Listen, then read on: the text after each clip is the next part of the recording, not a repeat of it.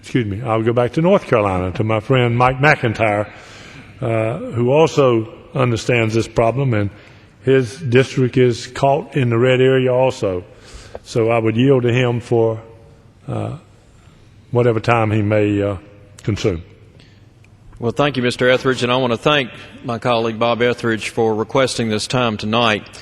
Indeed, we all stand together knowing that the severe drought which is gripping the southeastern United States has already destroyed millions of acres of valuable crops, Mr. Speaker, not only in our home state of North Carolina, but throughout the southeastern U.S. And unfortunately, the situation is only going to get worse. Today, North Carolina experienced yet another day of dry weather, months upon months of high temperatures, scorching sun, back since early this summer, and little to no rain since then have brought about dead and dying crops, soybeans, corn, hay, cotton, and nursery crops in particular. During my travels around southeastern North Carolina, both this summer and this fall, I met with many farmers about this issue. Back in August, during our recess, I met with farmers then who feared the worst. And now here we are, months later, and unfortunately their nightmares are coming true. If we had not experienced significant rainfall by the Labor Day weekend, we were going to have even worse problems, and indeed we have. Where lush green fields of corn once stood, ragged brown stalks, beat down by the sun, now dot our rural landscape. Constant reminders of how devastating this drought is proving to be. This drought, during August, I met with and talked with farmers from several counties. I asked North Carolina Governor Mike Easley, on behalf of our area's farmers, to request a disaster declaration as the severe drought conditions existed in most areas. And I know my colleagues have done the same. I also wrote then Secretary of Agriculture Mike Johans and the President to request their assistance. And subsequently, upon the return to Washington after the August recess, I then also asked the leadership of both parties here in the House to help us, to help those in need, because indeed this is not an issue about political parties. This is an issue of economic survival, and ultimately it's going to affect everybody. You know, Mr. Speaker, and to my friend Congressman Etheridge and those others who are joining us here tonight that you'll hear from shortly, this is something that affects everybody's pocketbook. We all depend on food and fiber for our very survival.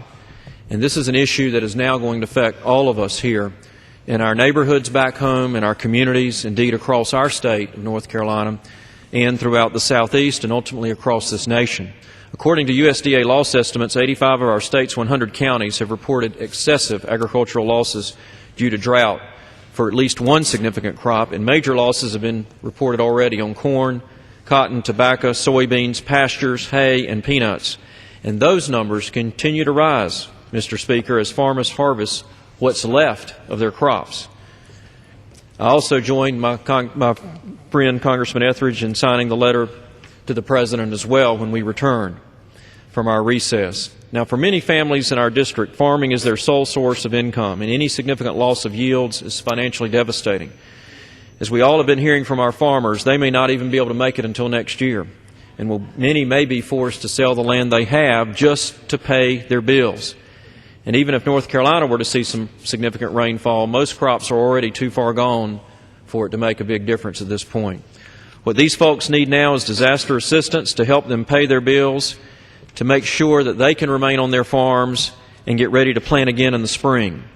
It's also important for all of us as communities and as citizens to realize that this is going to affect all of us beyond the farms into our very homes, and now people are realizing that with preventive measures they're having to do to avoid wasting water. It's imperative that we support our farmers during this dire time so that we may ensure a safe and abundant food supply for which we as America are known and which is important to all American citizens.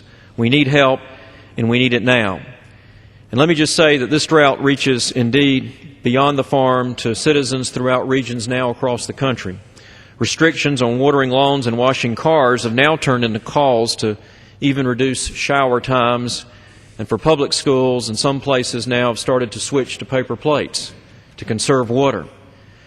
Our governor now has called on even greater restrictions in North Carolina, and there are great concerns that we not only need rain to help the farmers, but this drought has affected every citizen and our supply of water for all needs, in industry, in home, in schools, and throughout all sectors of society.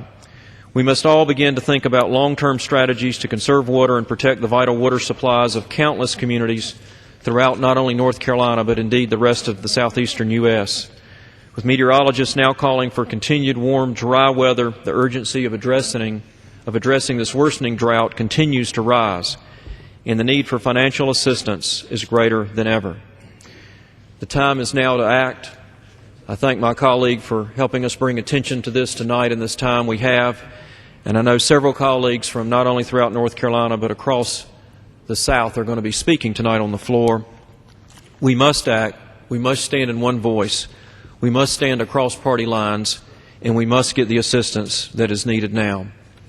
Thank you, and I yield back the remainder of my time.